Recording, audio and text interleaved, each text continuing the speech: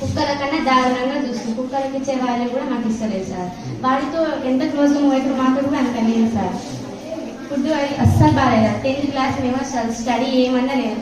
అందుకని అందరు టీసీ తీసుకొని వెళ్తాం సార్. ఇక ఇప్పుడు కూడా మీరు ఉండరాల గైడ్ తోటి మిమ్మల్ని పిలిపించినాం సార్.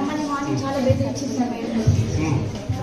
ఏమైనా బెదిరించు ఏమైతే మీకు ఏం కాదు ఉండండి, కొత్త ప్రిన్సిపల్ అడ్జస్ట్ చేసుకోండి అని చెప్తున్నారు సార్.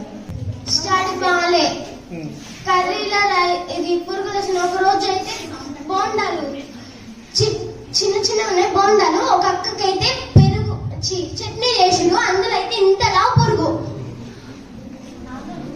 వచ్చింది. పురుగులు వస్తున్నాయి. చూసాంలే. మేము 10th వాళ్ళకైతే ఇంతవరకు మొన్న ఫిజిక్స్ ఇంగ్లీష్ వచ్చి ఇంగ్లీష్ మేడంకి ఎస్టర్డేకి టుడేకి టుమారోకి తేడా తెలియదు సార్. మళ్ళీ మ్యాథ్స్ మేడం మాకు ఫస్ట్ నుంచి చెప్తారు, ఒక్క ముక్క కూడా మాకు అర్థం కాక చెప్పాలంటే ఏంటి పురుగులు వస్తున్నాయి.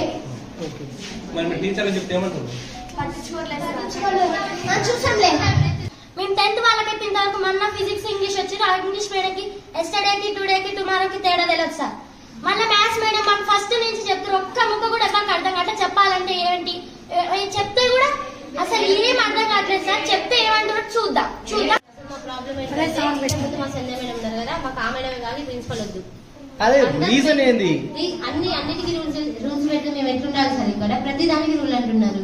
పడుకోవడానికి రూల్, తినడానికి అసలు మాకు తిండే మంచి పెట్టలేదు. ఫస్ట్ అది మెయిన్ ప్రాబ్లం. నెక్స్ట్ ఎక్కడ పడితే అక్కడ మమ్మల్ని ఏ మేడం అయినా కనీసం ఎవరైనా సరే గుడ్ మార్నింగ్ చెప్తే గుడ్ మార్నింగ్ చెప్పాలి కదా.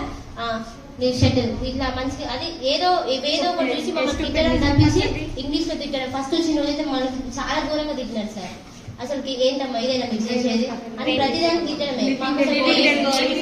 బ్రెయిన్ లేదా మీకు, లివింగ్ డెడ్ బాడీస్ మీరు అని అన్నిటికీ తిట్టనే ఉంటారు.